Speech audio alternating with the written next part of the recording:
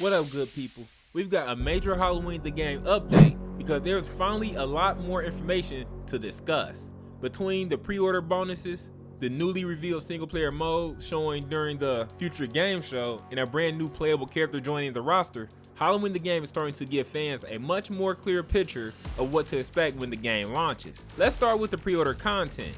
If you're planning to jump into Halloween the Game on day one, there are several bonuses available depending on which edition you purchase. Players who pre-order will gain access to exclusive cosmetic content, including alternate skins for Michael Myers.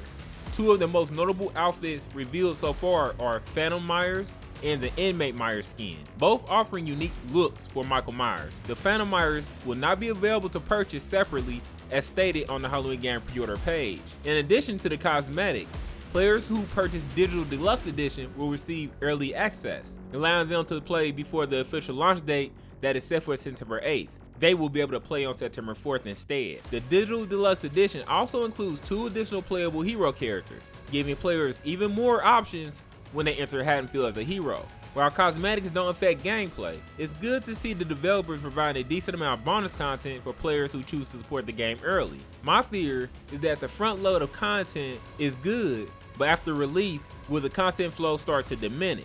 This was one of the issues for Texas Chainsaw Massacre the game. The shining hope is that Ilphonic is known for releasing new skins for characters regularly. Next up is the brand new single player experience that was recently showcased during the future game show.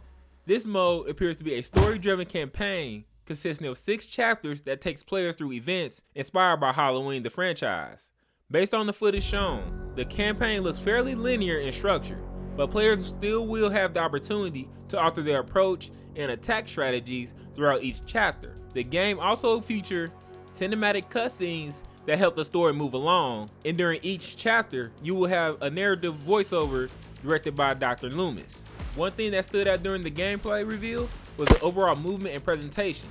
Character movement looked smooth, and the pacing seems to fit suspenseful tone fans would expect for a Halloween game. Another interesting thing that the developers said is that they're planning on replayability of the campaign. According to the developers, each chapter contains secondary objectives and collectibles that can unlock additional lore and new executions, alternative gameplay scenarios, and even exclusive multiplayer cosmetics for Michael Myers and the heroes of Haddonfield. It's a good concept that they're doing that to give players a reason to revisit the chapters after completing the main story rather than simply playing through once and moving on. Finally, let's talk about the newest playable hero, Eric Dunn, that works at Nichols Hardware.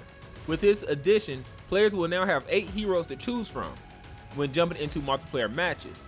Another interesting gameplay detail confirmed by the developers is that duplicate heroes can appear in the same match. That means multiple players can select the same character rather than being locked into a unique pick. This might make matchmaking smoother and allow players to use their favorite hero without worrying about someone else selecting them first.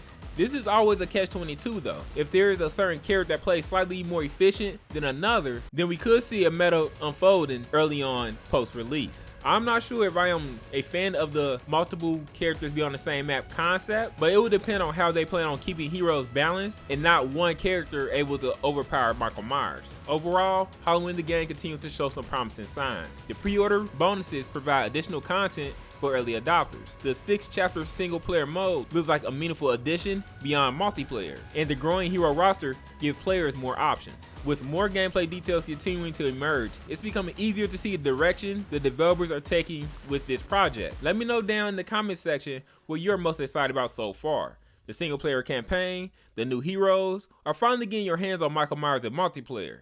If you enjoyed this update, don't forget to like and subscribe. Welcome to Mr. Unleashed World.